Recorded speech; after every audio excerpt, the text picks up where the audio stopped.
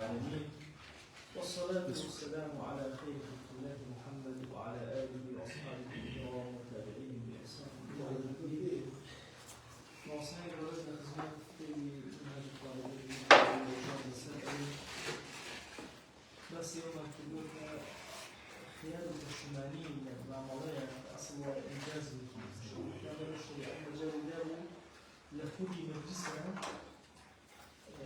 ويذهبك وغوش يعني هو مجلس دائما يعني الناس يروح ممكن يقول تخرج الوقت سياسة تأثير كيسي دائما يقول الشمالي أم جماعة الشمال ولكن ما هي الهاتي كيسي بشتكي فريق أي بيتيار هو هي الشمال ولكن ما ملايك كبير أفرمي الخيار الناقصين في أضيان هي خيار بعلم في أضيان وهو النقص خيار أدوية مشتركة في الشمال بيترو بايع لو شيء مثلا باركة خلي الاجتيابي مثلا نقصي إلى باركها بيبونونه باركة دابته بونونه غير ألطون بيبرن بألطون مصري دابته دوای درجة ألطون عراقي كمي زور يقلو شيء لسنجانا هبه برشوازة للشوازة كان حقي أويان هي حقي بشيمانيان هي أجر أي بيكان هسبيكر أفرمي للمشتري الخيار بظهور عيب قديم مشتري بوي هي بشيمان ببيتوا بهوي أوي لنو أم كالاي ككريتي عيبك يكون يدوزيوته عيبك يكون تيادو إتساريك خانويك هرشتك بون منا عيبك يكون تيادو زيوته بون منا عبدك كريوا سيرك دواي سيرك عبد خسين راو خسان بيانا بو إيشي زور كاتو أنا طبعا حرامة بيشتر باسي حرامي كناكن ليرة بيشتر باس كراوة ليرة باسي وكن كابري خلطين راو عبده يكريو أصح ويلم عبدها مشتكي السلامة دوين يسا أهم أعضاء وبوين الله السلامة دوين خسان بيانا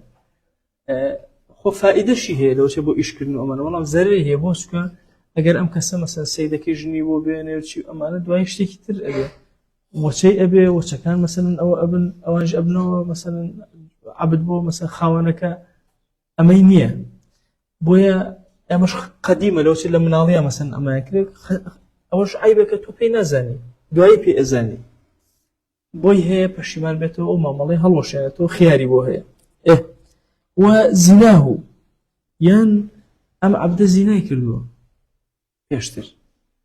طاهر نية باك نية أم عيبين ليش هالوتو أصل وهيك عبدك يا جاريك طاهر به يا طاهر به يان سرقته تذكر بو بيشتر يا وإباقة بيشتر يا إباقه يشكل عبد موبقة كان رايك لخاونك أوج مثلا يشكل أو خالانك عيب قديمة شكاو عبدي كفيري راكردنو إباقة بو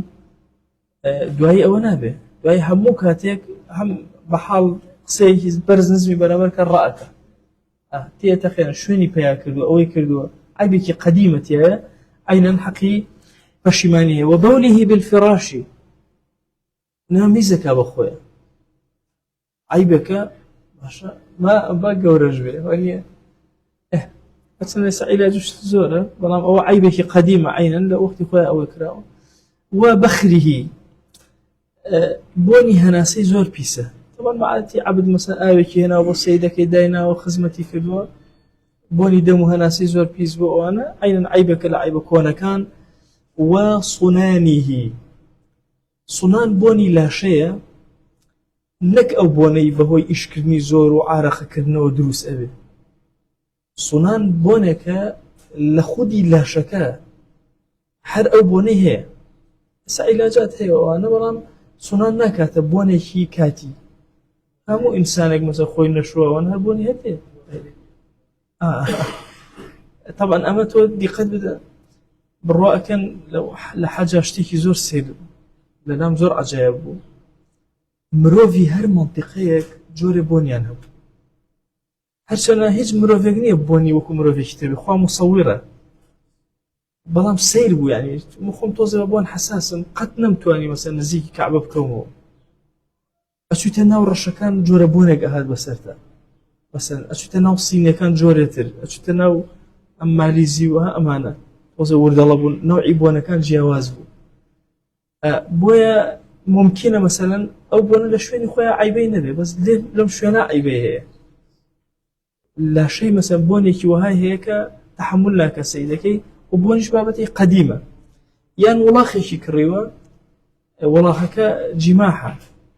جیماح بە معنای ئەو وڵاخە دێک کە نایەڵە کەس سواری بێ جوتە ئەو شوێنە قەپە ئەو شوێنە ئەوانە هەموو عیبی قەدیمن مەسەلەن ها وجماح الدابة وعضها قەپەگرێ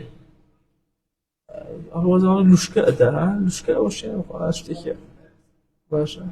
نا لوشکە قەپە هەنی قەپ نییە لوشکە بابا لوشکە قەپە براشە بڕۆەوە حیزبیانە شتێ هەر شتێک لەو بابەتە یانی تەسەورەکەی مەسەلەن عیبێکە قەدیمە بەنسبەت ئەو ئاژەڵە ئەو عیبە وەکل ما ينقص العین هەر شتێک عینی شتەکە کەم کاتەوە عیبێک بێ عینی شتەکە کەم کاتەوە باشە بۆ نمونە پەنجەیەکی قرتاوە ئێوە عیبێکی قەدیمە پێی نەزانێ بۆ نمونە ئەمە لە عینی کەم کردوێتەوە وانە یان مەسەلەن قیمەتەکەی کەم کردوێتەوە قیمەتەکەی کەم کاتەوە یا عینە کەم کاتەوە هەر عیبەکە بە عیب ئەژمارەکرێ بەڵام ئەگەر قیمەت کەم نەکاتەوە ئەو عیبە و عینیشی کەم نەکرد هیچ شانێک کەم نەکردێتەوە ناکاتە عیب ئەبێ یەکێک لەم دوانەی کردبێ ئینجا ئەڵێ وكل ما ينقص العين أو القيمة نقصا يفوت به غرض صحيح أبي النقصك وهذا غرضك صحيح لشريعته أو غرض صحيحة نقصي كردبه غرض الصحيح ما بس يبون منكسر شش بنجيب وداني كان قرتانوه باشا خوي قرتانك عيبه مثلا نقصك واني نقصك العين بس غرضك الصحيح شكل لا يندى قيد شيء هيك مشكلين غرض صحيح هم هاتوته دي مشكلين كابو اوان نا هل نقصك لعينه يا لقيمتها كمعتبر به غرضك الصحيح هبه بمرجع للجنسي او اشتشى او عيبان به بعام او عيبان تيان به بون من وقت خوي جاي جود بعادتي اخسر وانا بو جاي جود هرواب اگر جاي كي جوتي كرد ويوتي كاك والله عيبك قديمتي اخسر واللي قبولناك والله لا عينك كميك بو بعادتي او عيبان تيا ابوها برسالي كذا او عيبها هي نيش بعادتي تياتي يعني دوشتي تيا هم غرضك صحيح هم بعادتي او عيبان لنا او شي نشتان نبي باشا سواء قارن العقد سواء نم عيبا لكاتي عقدك دروز به باشا بون لو كاتي اما عقدك اللي او ينخسان به بون لو كيان او بعده لدواي عقدك شكل برامجته ام استلامي نكردوه قبضي نكردوه او عيب الرويدا به هي بيشتريش طبعا يعني بيش عقد كاتي عقد دواي عقديش هموي هر هموي بشي حسابك ليه هر هموي بابنا عيب قديم حسابك بلام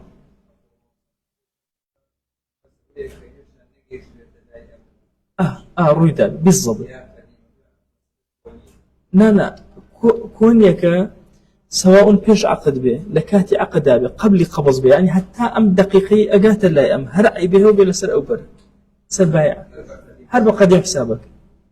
خوي قديم ما بس ما عيب لا او دروز بوبي لا نفرك ما بس ما تازه رويدا به درنگ رويدا او كشيني كان عيب قديم يعني عيب لا بايع بيابو همو امانه حتى او كاد قبل القبض همو بوه خياري بوه بلام ولو حدث بعده لدواء وري قلت عيبك لا دروز فلا خياري بوني بلا ولا بشيمان مكاك ولا عيبك تازه لا يتدرز وخو لا من درز نب كقبض ذكرته حتى او دقيق قبضي اكا عيب كان هل عايد بشيء بايع كقبض ذكر يتلاقي مشتري تو فلا خيار او كتبوينيه الا يكذب به الا ان يستند الى سبب متقدم سببك بيشتر هبوا ام سبب بيشتر هبوا هو كاري اوي امي دوم روبدا جاری وایە سیارەکە خەلەلێکی لای تۆ بۆ دروستە بێ کە ئەچی هێنەکەی سێرەکە ئەم خەلەل لە خەلێکی کۆنەوە دروست بووە مەسەن لێدراوێکی کۆنی هەیە شتێکی لار بوو ئەم خەلە ئێستا دروست بوو وە ڕاستە ئێستا خەلەکە دروست کێشەیە تر هەیە بۆ پێشتر بۆ نمونە تایە شکا بەڵام کە سێرەکەی پێشتر درزی بردووە بۆ نمونە فهو عیبەکە ڕاستە لای تۆ شکا بەڵام سببێکی قدیم هەیە بۆی ئەوە واضحە یعنی ئەگەر حدث بعد القبض لدواء قبضك ورجرا توا هي مشتري بوي نفسي كاتوا إلا مگر أم حادثة كروي دوا استنادي لسر شي عيبك قديم بالله بايع هشتي به كقطعه بجناية سابقة بون من الله أم دسي برا بلام بيشتر دزيكي لكيو كردو لمالي لا أو كردو كانت الله بايعك بو دزي كردو كأم أي هنا دوام مدتي ولا حاكم ما يكو دسي بر وباش لا أم دسي برا بلام سببك هو كاركي تشي وشتيكي قديم بو لا بايعك بو فيثبت الرد في الأصح ألم كاتاك أجر تأكيد بون لوي شاما روشن بو كأما فعلا سببك قديم هو كاربو بو أمشت التازية وكوي بيشتر دزيكر ومسا إسا دسي أبري بو هي مشتركة في الشمال بيتو بدز برايك كام عبد منايا أي جرمو يعني مثلا سياريكي كري وسيركا عيبريكي قديمي تيا بون ولا نفريكي داو أم سيارة حجز أكري واضحة شونا بو هي كابرا ردي كاتو لكن نامي ومسياريكي موشي حجزي لسر بيه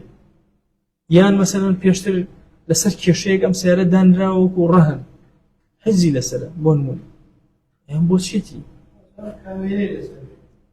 كاميرا وبارك أداة كيشك حلبة بس أما بيعك هالناوشة سباسي أو أنا أكين هندي لو أنا بيعك هالناوشة نتوا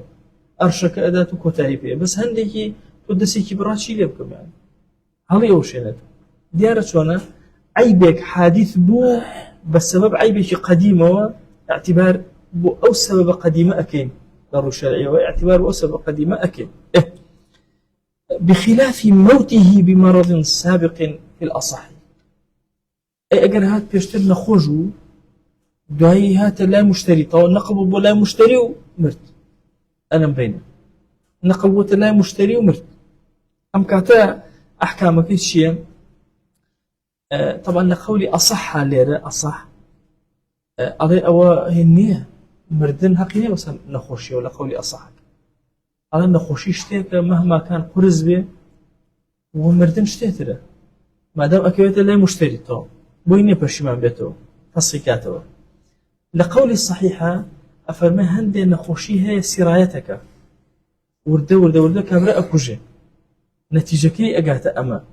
بوي استن نتيجة كلا أمر دا والسبب كلا اعتباري بو أكيك وبوي هي فصيكاته لقولي الصحيحة كا بس لا أصحك بويني اعتبار با نخوشيناك لا أصحك على شو إنساني وهي توزن نخوشك أمره ولا قرز نخوشك وهي بوما تحديد ناكره نازاني بلين كام جورة لنخوشي أو أبي ترشا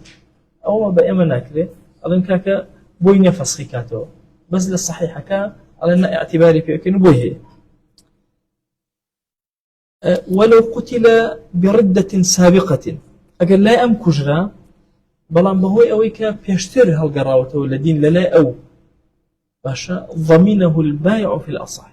بايعك بضمانة أمك لقول أصح راس لا أم كجرا وبلان ردك لا أو هالقرانا وكيل دين لا أو طبعا ردة بخودي ردك ناكو جيش كتوبي كركشينا من جالوا هي ردي هبوا لكن ردك مثلا راجر بوا مثلا مشكلة تريه لبنايا أي كوجيته ودسي أجرنا مثلا هات بيت لا أم توبي كريو مسلمان مشكلة كدنية يان أم نيزانيوا أم كابرا مسلمان بوا فشيما وسبب كافر كريوتي أم سوزاني بهاي سيرك والله ما هي لسر حكم شرعي لسر أكوجته لسر ردك أي بن أي كوجنو أم تازه مسلمان وتوبينا كريو أي كوجنو أي أم نابزرك أبي أصح أو هاي بايعك ما دام لا أو ردك يبغى دروز بوا هالقراوة ولدين لو هالقراوة ولدين داخل مش فروشت بيتي دو هي كزرك مشتري زرك لا أتوسر بيعك في الأصح لقول أصح صحيح عكسي أو أم جرى ولو باع اشتكي فروش بشرط براءته من العيب ئەم ها بۆ بایع ئەگەڕێتەوە زۆر ئاگاتان لەوێ ئەمە حەقی نییە بەسەر ئەوە بڵێ وەڵا شتەکە عیبیتیان نەبێ ئەڵێ من حەقم نییە بەسەر عیبەوە ئەمە زۆر کات بە هەڵا مەسا هەسە ماڵێ ئەڵێ کاکە دەمێ بە شەرتی بێ عیبی ئەوە شتێکە هەر خۆی بێ بە شەرتی بێ عیبی بیفرۆش یان بێ ئەگەر عیبیتی عیبەکان بڵێ حەقی نییە بەسەر ئەوە ئەمە زۆر کات ئەوە بە وردی تعبیر هین ناکرێ شرح ناکرێ وەلەو باع بشەرتی بەڕائەتیه فرۆشتی ئەو کتێبەی فرۆشتووە ئەڵێ بە مەرجێ من بەریم لە عیبەکانی ئەڵێ لێ خۆ بە شەرتی تەپاڵەوانی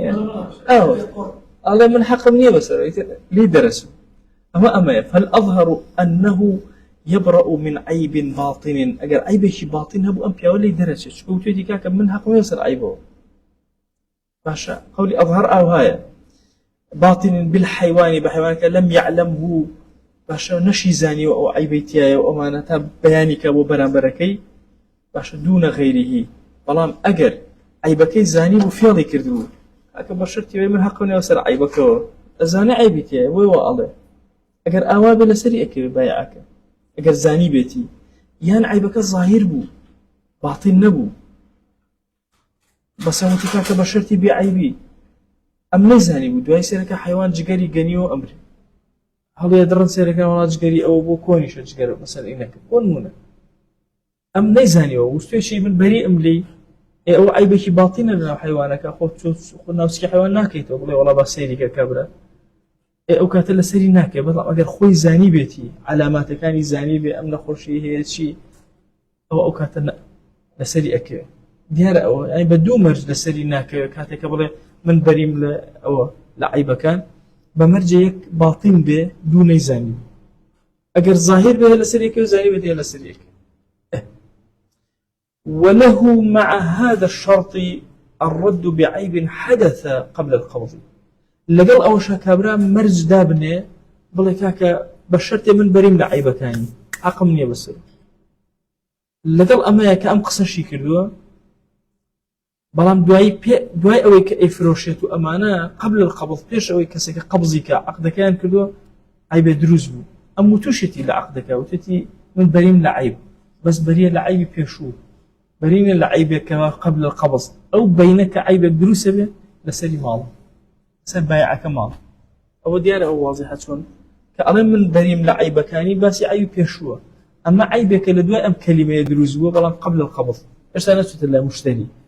ئەو عیبەی لەسەر ماڵە ئەوە ئەبێتە ئەوە بۆی هەیە فەسڵی کاتەوە مشتریەکە بۆی هەیە فەسڵی کات ولو شرط البراءة عما يحدث باشا لم يصح في الأصح أما هەر باسی ئەوەیە وتی کاکە من بە مەرجێک ئەدەمێ من بەریم لە عیبەکان هەر عیبێکیش لەمە دوا تاوەری ئەگری هەر من لێی بەریم لێ وەرناگرین ئەو قسەی ئەوەی لێ قبوڵ ناکەین واضحە چۆنە نەک ئەوەی لای مشتریەکە بێ واقعان یا ئەوەی مشتریەکەیە هەر ئەوەی کە عاید بە بایعەکەیە ئەڵێ من لە عیبی پێشوو بەریم ئەم عیبش کە لەمە دوا هەتا تۆ وەری ئەگری و قبضی ئەەکەی من هەر لێ بەریم شەرعەن ئەوەی لێ قبوڵ ناکەین لە قەولی ئەصح لم يصح في الأصح بەڵام لە قەولی صحیحە ئەڵێ ئەوشی لێ قبوڵەکە بەری ئەبێ لەو عیبش کێشی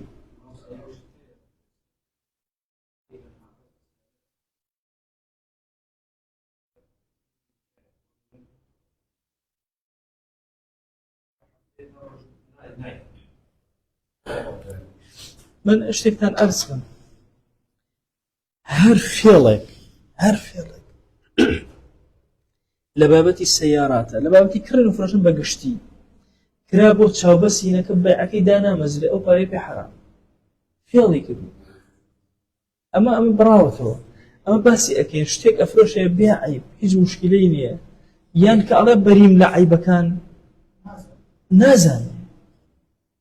ئەگەر بزانێ ئەو عیبەیتێ بە مشتریەکەی نەوت بێ بڵێ کە وەی ئەسڵی موسڵمان کە شتە فرۆشێ بە کێشەمان چیە لە بازاڕە کێشەیەمان هەیە خەڵکی بازار وەکو موسڵمانێ مامەڵە ناکات کوڕە موسڵمان زۆر سافی ئەوەیە ئەم کتێبە پەڕەیەکی سپیە و کابراتان نەیخوێنێتەوە چجارە پەڕە سپیە پەڕەپەڕاچی کتێبە جەنە سێر ناکات کە تۆ زانیت پەڕەیەکی سپیە پێی ئەڵێمە کاکە پەڕەی ژمارە ئەوەندە سپیە هیچی تێ دەرنەچووە بەو سیعرە ئەیکڕێت و ئەیفرۆشی کوڕە موسڵمان زۆر ساغە لە بازاڕە بچووکترین فێڵ ناکە لە کڕینی فرۆشت نایە چاوبەسی بەرامبەرەکەکە ئەوەنەوە چاوبەسن خدعەیە هەموو پارەکان حرامە بێ هۆکاری ئەم هەموو نەخۆشی و دەردی بەڵایە چی بەسەر ئەو کڕین فرۆشتنی لە بازاڕە کە دیندارانە ناکرێت ئێمە کە ئەڵێن بازاری موسڵمان پێغەمبەریان صلی الله علیه وسلم لە بازاری یەهودی جیا کرد بۆ خۆ بەس بابەتی ڕیبان نییە بۆ نەبوونی فێڵ بۆ صدق بۆ ڕازگۆیی وەرە خوا بەرەکە دەخاتە ئەوە ئەتۆ چەند خەڵک موسڵمان بۆ چەند دەوڵەت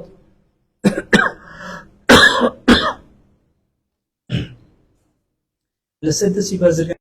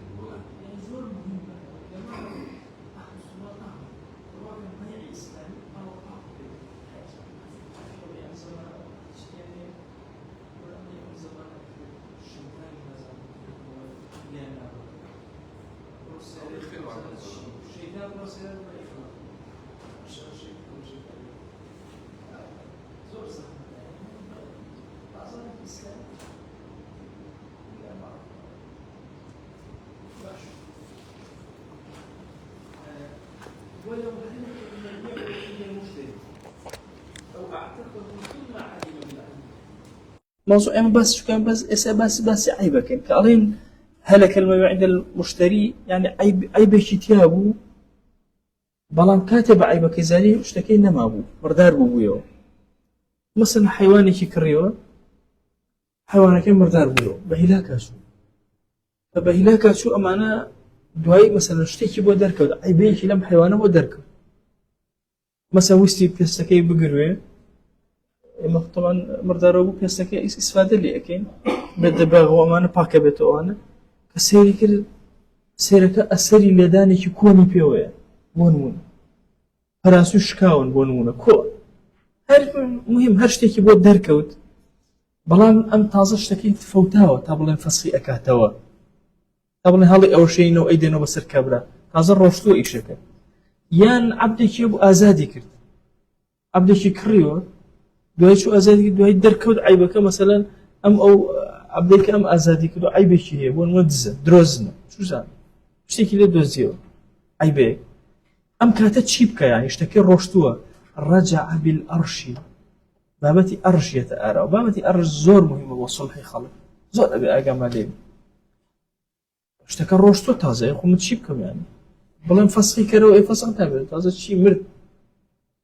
يعني مردوخو نادته بكابره لبر عيبك لا الين كاكا ورا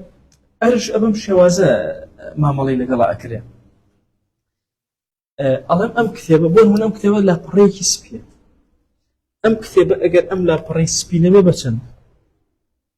بون هنا الين بدا دينار اگر لا بريكي سبي بچن الين بنو دينار باشا كابو ارش چنه ديناري واضحه شلونه كابو حقي أو عيبة شنك ديناري أجرك أبي بايعك فروشيارك باشا ديناري بجرك أبو أمكس تعويض بالضبط تعويض بس أما مصطلحات في خيك بيلا أرش شو أنا قيمتي هر دكان ورقرم أو فارقة لبيني هر دكان أنا يبي أن أرش وكبري بيني هر دكان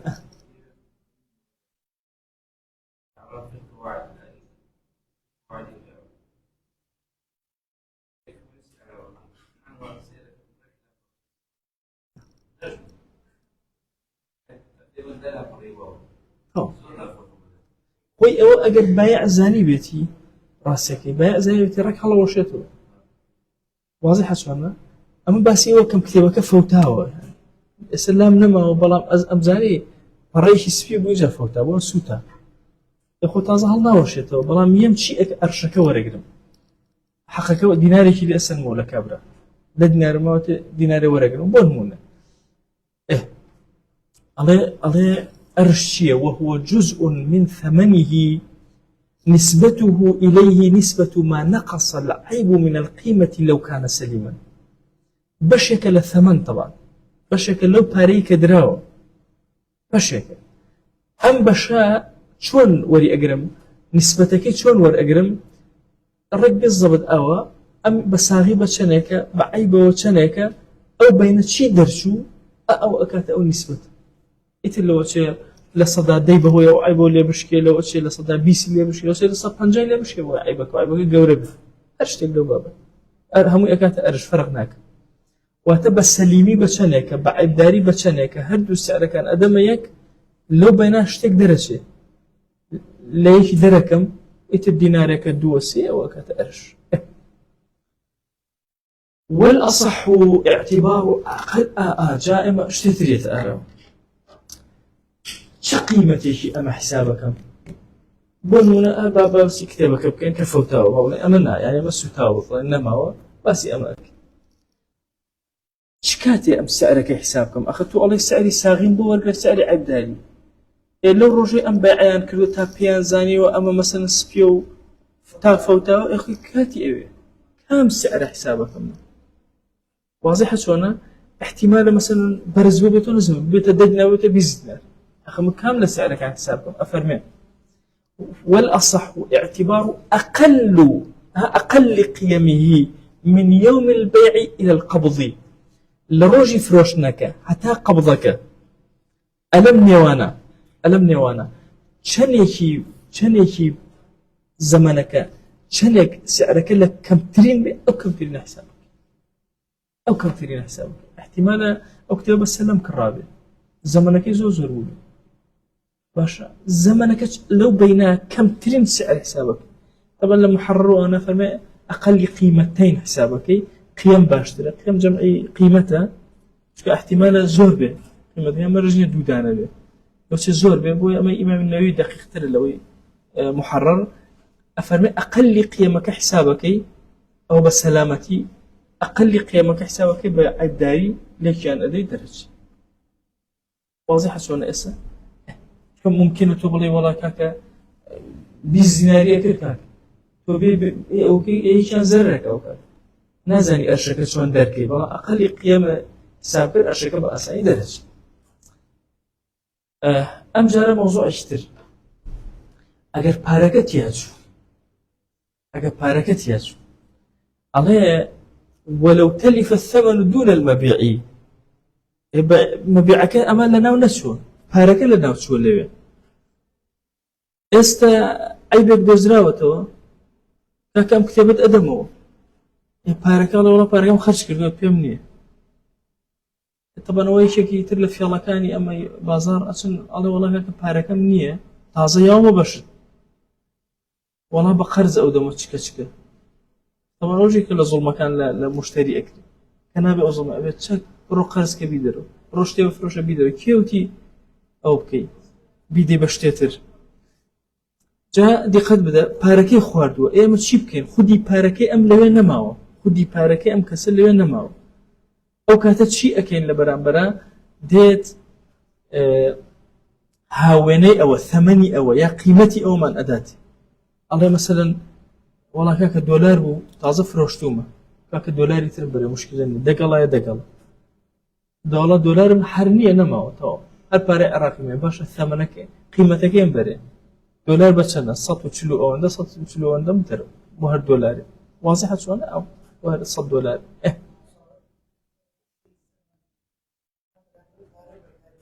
ليرأى لم باسأ أخنا ناكات ثمن ثمن ليرة لبرامبر بارايا بلام أجر هاتو غورينوبو أين أنبابت هر أوايا فرقناك أو كانت شأم فوتابي مبيعي أنبر فوتابي مبيعي أو بهر يشتكى فرقناك أو كاتا ناكاتك خرينو فرق كاتا معاوضة بيع بمعاوضة يعني أي شيء بارينا داو أو شتي داو أم أوي فروشتو بوا أوي فروشتو بوا دير شونك غورينو يا بابا لأن غورينو كان عين أحكامك فرقناك عيبك يتيابو بوشو یەک بابەتی تر هەیە ئەم بابەت زۆر گرنگە جاری وا هەیە کاکە زەویەک ئێهێن بۆلات دەدەسی کردو اینجا عیبێ دەرکەوت چی لێ بکەن حکمەکەی چۆنە ئەفەرمێ وەلەو علم العیب بعد زوال ملكه وەرە بە عیبێکی زانیوە لە دوای ئەوەی کە لە بۆڵکایەتی ئەم دەرچێنش فرۆشتێتی بەیەکێتر اینجا پێی زانیوە إلى غيره فلا أرش في الأصح أرشيتيانية وابتا فإن عاد الملك أجر ملكك قرايا ولا أو قراني أبو أو قراني أبو أو قراني حتى آتوا أخير رك أجرت أبو يكف أجر قرايا فله الرد وقيل إن عاد بغير الرد بعيب فلا رد أي أجر هاتي حتى هي نيانا وعيبك إنما بوينهم بيجرته لا كاميا إنما لو جماعة بوين بيجرته بدو ياخذ بون منو مثلا هاتون او زيكي فروشتو بو او فروشتو او هم يعني فروشتيانا كاكا بعد دون يصير قبل 5 متر كم وهيك بيواني كي دقيقه كده 5 متر كم ام 5 متر كما يعني مثلا دون كم بو جهه كروتوس دوي سيغا او 5 متر دون مهي دانيتره هي امنيه ابي كل اصل لكرين زيو امانه بيوانا كي بكراب بۆ گوترێ نابێ بڵێ ئەو بڵێ ئەوەنێ ئەو بڵێ ئەوەنێ ئەبێ کابرا بچێ هینی بکە ئەوەی خۆی دیاری بکە تحلیلکە سوچێکی نەفرێت لە پێیان فرۆشتووە ئێسەوە عیبە دەرکەوتووە یەکێکەوەنە پێ ڕازی بوو چکە زەویە بەرزە بێتەوە سیارەکەوانە نایگەڕێتەوە بۆ یەکەم فەسەکات و زەرەریانە هەڵێ کاکە پێ ڕازیم قەی ناکە ئەم بۆی نییە لێرەوە هەڵباتێ بڵێ وەڵام مادام پەنجاکەم وەوە پارەی پەنجاکەم بێتێ فرۆشتوتە تازە لە بۆڵکی تۆ دەرس بۆت نییە ئەبێت ئەوی تر بیگێڕێتەوە تا ئەگاتەوە سەری ئەگەنا بۆی نیە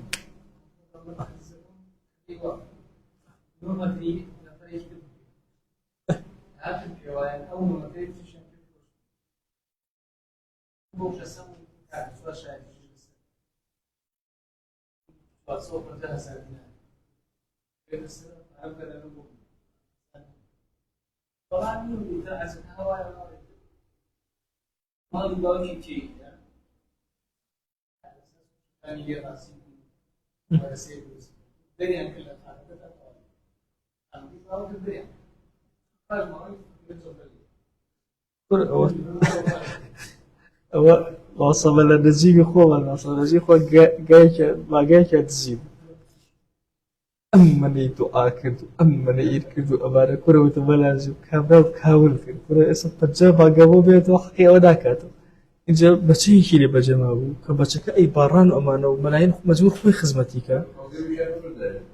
كاك كارش أكر تو أي وهاي لي أكر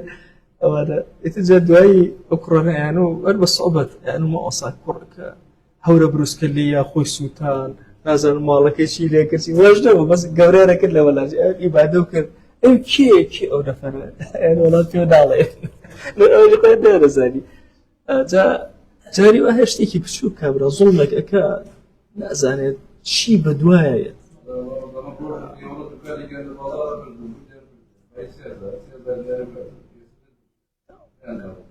برواك زي قد إنسان برواك قد إنسان لحرام أو ناك إلا ضربي لي إفلاسك كي جارك لقل دوسك بس مارك الدولة من بو فقيرك وتيان يا بقمار فقيرك يا بالربا فقيرك أو يان بكاري بدر وشتي وبمشتانا إتر هندي لو شتانان باس كردو أمانا دوای دانش هاوتي بخوا واز لو أنا بين يا بظلم أو لهمو مهمتر كابرا وأزان إسا دو غلازياتي دسكي زور من أعلك أن أخوش بيز غلاتر قل أنفقوا طوعا أو كرها طبعا كره لقرآن زور جواز كره لكوا لقرآن بكرها تبي إنسان بي نارحته بس بي خوشه كتب عليكم القتال وهو كره لكم قتال لسرتان واجبة بلامها كتو جنگ أكيتو دجمنك وأشكيني وما ندل بي خوش ين أما أفرت حملته كرها ووضعته كرها كحملية خزون نارحت بلام بي خوش وضعيش هل نارحته بلام بي خوش الناخي بويا فرما أنفقوا طوعا أو كرها يجزر خوشيت يعني بزور لي تسند أبخشي ببخش نابخشي هل ورق رمو بإذنك أخوة بنخوشي بي يتسند ما أدت شيء إنسان بمروفي بخلطيني يعني تقول قيامتها شو برسال لك دوين نسمع الله شلون بياكل شلون السرف عمر ديك برسال مال دو برسال أبرو أمين لبازار يسأل جزري أن وعفرت في الومانة أو بابي خيار بعيب بوشي دان أو بوي مسلمان أو اندل سر ساغية حتى أجر عيبك يكون هي كبرا نيزاني هر نيزاني عيبك يكون يتيه أم بعاقرته وسلك عيبتي بايش بيجرته وسر خاونك نا لا يخويا معي بدرس بو هر نشي زاني قريب اشتيك دروس بو كاكا كوتوا توشي مثلا أو خسن راو بابلين بون أو عيبك أو يكوتوا سر كبرا نشي زاني عبدك يتوسلي وهكذا برو أصل لمسلمان بيعيكي زور ساغة بازاريكي زور باكر بازاري مسلمان بازاري خلطان دنيا بس بول إيشي زمنك زمني إيماني ودا صلاة ماني ويتر خوار رحمن فيبك يا رب مسألة كتير باشا من بعيبك مزاني شون ما مال لقلم عيبك يكسر كزانين بعيبك برابرك أبي أقدرك دسم نجيشته برابرك بحاكم أو كرد به هر دسم نجيب الشاهد مقرت نك بعيبك زاني وجوين داوتي ودوي صالك السعر دابزي إنجابي بالله ولا كعيب دار أما ناخذ الشريعة بين خوي وخوال لو كانت عيبك زاني بيجرته فصيل يعني قبولي كم أرشم بدربون بجورك كان صلح لك برابرك بوي أفرمي والرد على الفور فليبادر على العادة الرد لسر فورة والنية مثلا رأي قريته والله كاكا بعيبك زاني وكيف يزاني يبقى قصتنا كده فليبادر بلبك لسر أوي كبيجرته وكابرا وخوي نجات بلا بعيبك الشريعة دعوات بيالله شو كابرا لو زوجرنا وفريا خويك أو لو شيء استفادة كده بك والله من بعيبك وزاني باريزيات لك جويلني زاني كما كابو إيجار نابت على الفور فلو علم وهو يصلي أو يأكل سبحان الله الله أجر هاتوا بعيبك زاني لكاتي نجاو يا ناني أخوان تنها أو نبوي هي باشا فله تأخيره حتى يفرغ حتى أقولي اللي أبته لأخوانك أو نبوي هي تأخيرك يكسر براك بداته تالا نجاك اللي أبته كواجب كان سرشايتي أو ليلا فحتى يصبح يا شو بيزاني دسين أجيشت كبرة تبر بياني اللي أبته أشي كبرة أقدرك هر أوان ده تأخيرك أنا بوين تأخيرك فإن كان البائع بالبلد رده عليه بنفسه أو وكيله كبرة خوي دورة للاديك مجد الشارع دسنا قلت للاديك يتشون ردي كمو الرق أمي لها الله قرمو إبمو كبرة خنبو إبمو نا أيضا بوكيله باشا ما صدقنا وكيلي من بقى ما بقينا دسي فرانكز عيب داره أجرته بكبرة أو نا على وكيله أم بياوك خوي للاديه كسكي وكالتي واشتيبو أفروش إلى الشارع أشي إذا بوكيلك وكيلي بياوك وكيلي بايعك واضحة أو دو وكيلي كان وكيلي بايعك يدوميان كان وكيلي خويتي إذا بوكيلي خوي أنا بيبقي أنا دوميان أي بابو وكيلي بايعك كلا الشارع على كاك أو قيبتي أبو مهنات أي ولو تركه وازي هنا ورفع الأمر إلى الحاكم نبردو بكابرا شو تسين بحاكمي كوتي كاك أما مكريوه أم عيبتي لك حاكمي أمره سيما إيه أنا وإبادو النتيجة شيني لا حكم إسلامي زين أو خزع بدأتيتي يعني أم كتابنا كتاب ورّ وبرّ وأنا حاكم مسلمان دانش الرجوع وبرجع قصدي صدق زي حل كدوك وتايب يعني يستبروا ورّ وأنا إن جلدوا أمهم وصار خريكة من المحكمة دوي الله والله تميز كرايو صفر بيته ماشي الرؤى كان مهزليك يعني مقر خوار رحمة بيبكى ومشاكل أبي خوار رحمة بيبكى أمي إسلامي بأم نظامي جيانا ويالتكل نظامي ما لخردنا ما ندوكر لمحكمة دائرة ما ندوكر لبازارة ما ندوكر بالرؤى كان هم أوي بدو أنزل صالح يعني بدو صالح وتشي منهجك السقط يعني تو بالرؤى هيج مجالك إصلاح نابيني ئەڵێ هەرچی سیرەکەی ئەم نظامەی ئێستا کە لە جیهانە هەیە بۆ کوشتنی خەڵکە بۆ نەهێشتنی مرۆڤ ئەبێ شۆفلی لێ لە بنەوە دەست پێ بکەیت بۆی ئەگەر نظامی ئیسلامی بێتەوە کایە ڕاستی زۆر شت هەیە گۆڕانکاری گەورەی بەسەر یەکێک لەو شتانە گۆڕانکاری گەورەی بەسەر مەحاکیم چی و مەحاکیمی شەرعی زۆر بە ئاسانی گوێگرە لە بەرامبەرەکان قەزەکە حالکە کۆتایی پێبێنە کۆمەڵە شەرت و شروط هەیە بۆ کەسێ ئەکرێتە حاکم اینجا لە هەموو لادەیەکە لە هەموو شوێنەکە بە حاکمێکە بێ مەسەلەن بای ئەوەی کە ئیسلاحی بینی ئەم خەڵکە کات و کۆتایی بێ اینجا شتەکانی دیارە لە شەریعەتە هەموو ڕوون ئەگەر کەسەکە بەسەر نەیبردەوە بۆ خاوەنەکە ڕەگەر ئەو باشترە ئەیبا بۆ لای حاکم بڕیارە فڵان کەس وەرە تۆ ئەم شتە پێ فرۆشتەوە عیبێکی قەدیمی تێیە ئەهلی خیبراڵێن ئەم عیبە قەدیمە لۆچ اختلافیان بۆ دروست بێ یەکیان بڵێ قەدیم یەکیان بڵێ جەدیدە ئەهلی خیبریان سێ وەڵڵا براوە قەدیم ئەو عیب فەرموو کاکە بۆ بگێڕەوە بیدەرەوە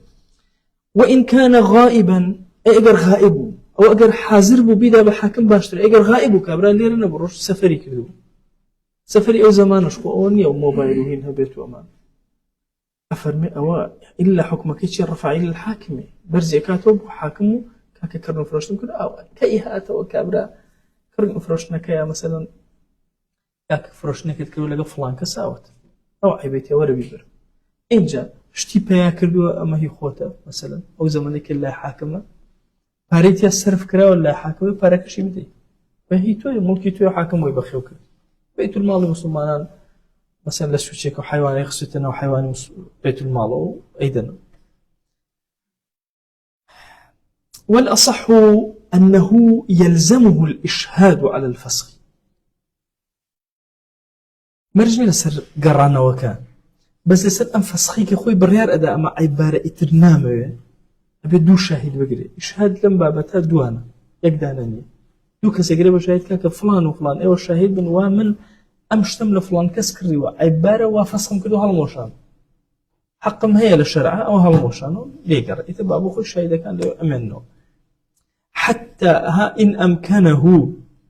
أجر بوي هبو فسكاتوا حتى ينهيه إلى البيع حتى إجارته باشا واجب لسري يلزمه لقول أصحك كدو شاهد بقري يا هتا أجنت لا حكم أجنت لا بايعك فإن عجز عن الإشهاد أجر نيتواني الشاهد لسري بقري لم يلزمه التلفظ بالفسخ الأصح بمرج جراوة أجر نيتواني شاهد بقري خوي لبر خوي بلا وأم بيع فسخ كردو بدم بيلا لا مجرد بردنا وكي عملك كاتفسخ أو جوازها أو كلمة إيه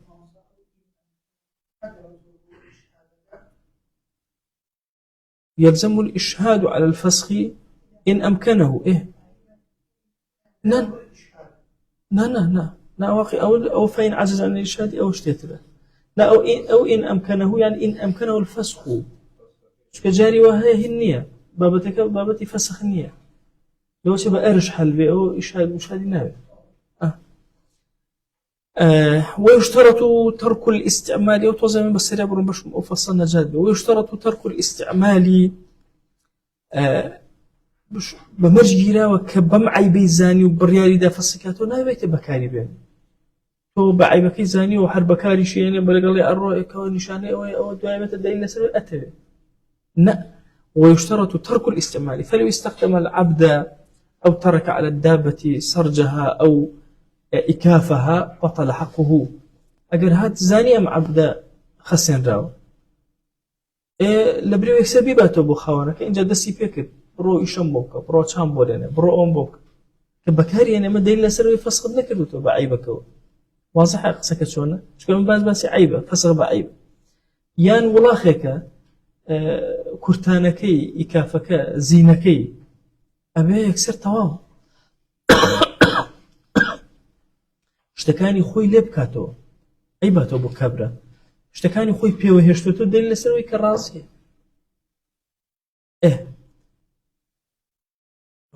وسرجع أوت بطل حقك أروها ويعذر في ركوب جموح يعصر سوقها وقودها ليكشتا لقبول أكين أو كرتانوشتي لنكاتو أو أرجلي مثلا بابلن أويا سرشيته باشە ناهێڵێ کە سواری بێ یان ڕان ناکرێ باشە ناتوانێت مەسا ئەگەر ئەم شتانی لێ بکاتەوە ناتوانێت بیباتەوە سواری نەبێ دنیا نایجوڵێنێ هیچ مەجالی تیان نیە ئەو کاتە قەی ناکە حتا ئەگەر کورتان شتەکەشی پێوە بمێنێ مەسەلەن سواریشی بێ هەتا ئەیگەێنێتەوە لای خاوەنەکەی هەر ناکاتەوەی کە مەسەلەن مەجای فەسخەکەی نەدێن بەتاڵی حەقەکەی بەتاڵ نابێت ئەو قسە واضحە ئەوەی ئەخیر وإذا سقط رده بتقصير فلا أرشاه هو زور مهمة على كاك قيناك فسخك بوني دي أرشم كانوا أرشد بونا يرينو شو بو تو تقصيرت كردو لويك لكاتي خويا فسخي كيتو بيبيتو وكبره ما دام تقصير لخوته هو مثلا إيش بعبدك كردو مثلا هذه يشتغل لو أنا بوتني داوي أرشيشكي والله أرشكم بدنا يا بير راضي بعيبك ما دام إيش بيكل ما دام مثلا كورتانوش تقول لي أنا كردو بون منا ما دام لوقتي خويا على الفور هنا هالنا وشانوتو بيت زانيو بعيبك دوي سير شو الروش والله كاكا وعيبك تيا نابت أو كاتا حقكي كالروش حقي فصكي روش حقي أرشكشي أروى لقل فلو حدث عنده عيب خوي عيبارة أما تشوف من بابك بابي عيبة هم جاري أوتان أجانب لم بابي عيبة يعني اشتي سر بخوي تاني هم مو يبي لما يشكي خوته عيبك قديم هي عيبك جديد يجدروز بو باشا ولو حدث عنده عيب يعني مع العيب القديم أوتان أجانب تشوف باسك أوي عيبك هي مثلا لا كابرا عيبك قديم هي لا مش عيبك جديد دروس بو ما تشان لبكين سقط الرد قهرا باشا طواو يتر بعدها عيبك بوينية بجرته طواو ثم دوای ئێمە چی بکەین لێرە ئەم عیبێکی هەیە عیبێکی هەیە بەڵێ وەڵا کاکە بەم عیبەوە ئەیدەمەوە بەسەر توێ عیبەکەی لای من ناخوا تازە ناشتی وانە سەری ئەڵێن کاکە ئەمە لە نێوان هەردووکتانە لای تۆ عیبێکی و لای ئەمەش عیبێ ئەگەر ئەیدەیتەوە بە ئەم ئەو حەقی عیبەکە ئەدا ئەگەر ئەیدەیتەوە بە ئەم حەقی عیبەکە ئەدا واضح ئێستا چۆنە يعني یەکێکیان ئەرژ وەرەگرێ لە ویتریان حەلەبێ ئەفەرمێ ثم إن رضي به البائع رده المشتري أو قنع به ين قناعتك أبوي بعيبك ين رد أكاته وإلا فليضم المشتري أرش الحادث إلى المبيع ويرده أرش عيبة تازك لقل مبيعك هل كان أجرته بكابرة أو طبعا أرشكشو مبيعكش هل يكي أجرته ين بعكس سوا أو يغرم البائع أرش القديم أو كاتب بايعك شيء كأرشي قديمة كأتا بس نيجرته تازر روشته ولا أو بارك إدات يعني أجر أم أرشي حادثة كده مشتريك أبي مش يجرته وبايعك أرشي حادث وما بيعك يجرته بارك ورجلته أجر بايعك بس بارك عيبك إدا تازر لا أو طا ونيجرته وسري طا وشي خويتي روشته فإن اتفقا على أحدهما فذاك أجر اتفاق ينكر أهو باش وإلا أي أجر هاتوا اتفاق النكر أو تواء كذا مفرتنا فالأصح إجاب من طلب الإمساك كاميان على من أما بوخم هلا جرموا باش بامن أو على النايدم أنا شرع سري هناك كام تن أتانا وتكاك والله من أما عيبين بس كان برا ديتو حقا كيبد أرشا كيبد أويت الإلزامك الشريعة باش جاري وها مسألة كيش إلا بيننا يكي كان كامل من طلب الإمساك أو الشريعة جوابي أو أداته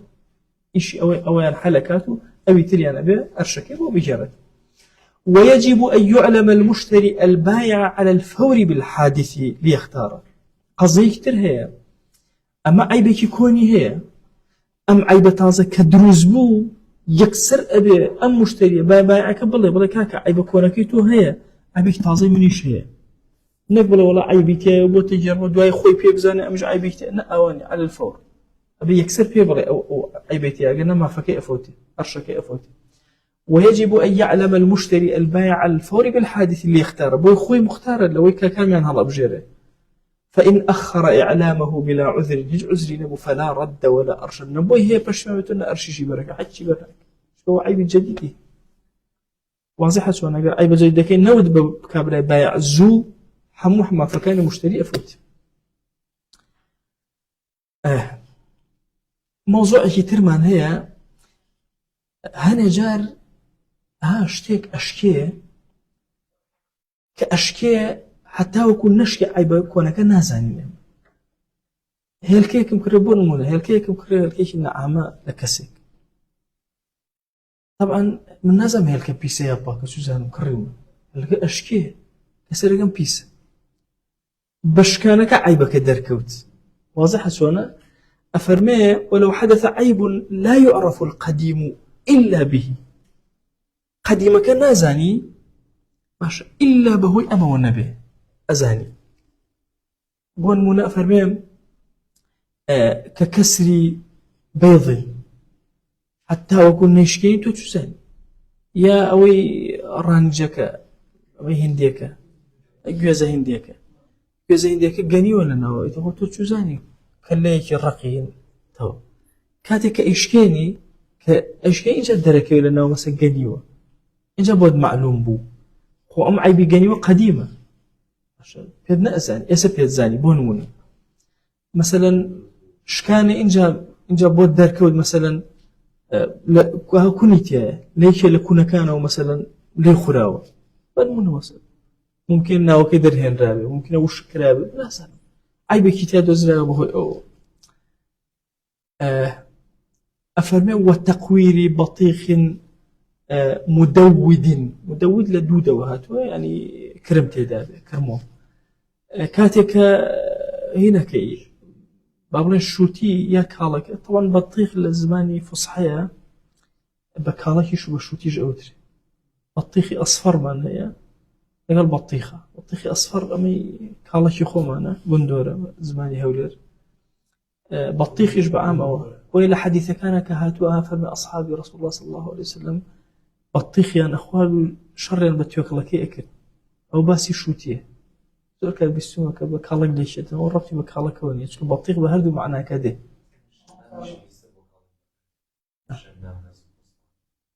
شمام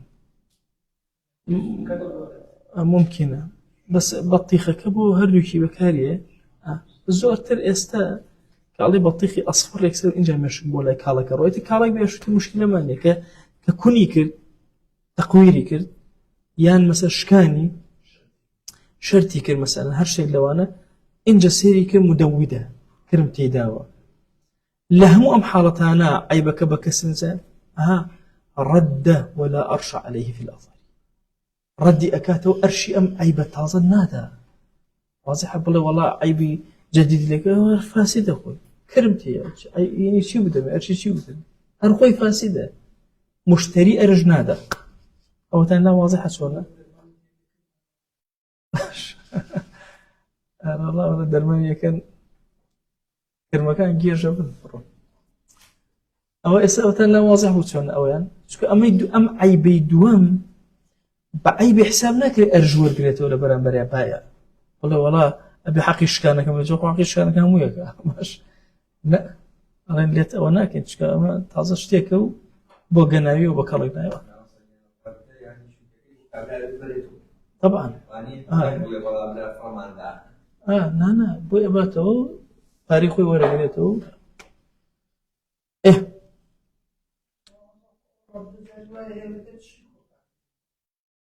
مشكلة الشهيد إلى سرقة وتوقنوا بس بونونه بس بوقنا أوتا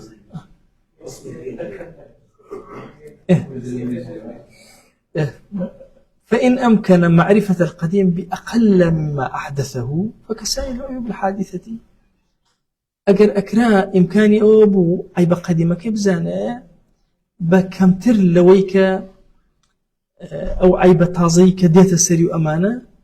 هروك عيوب كان يترمى مري لقلا أكين بون منا مثلا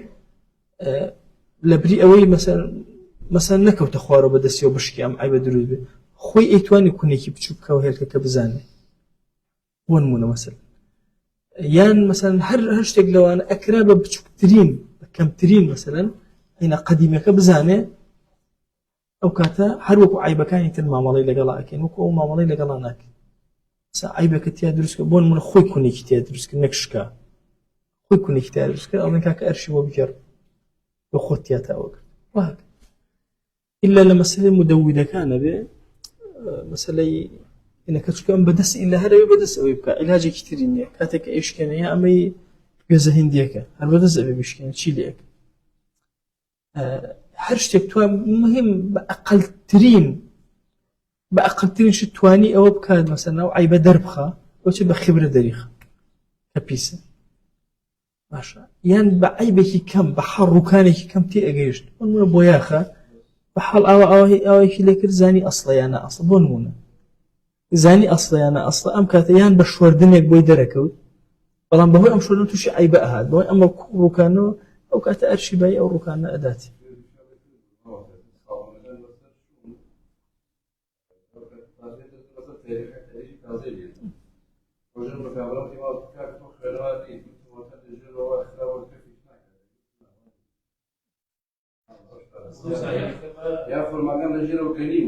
هموي أو بيعانا يقداني دانا مزل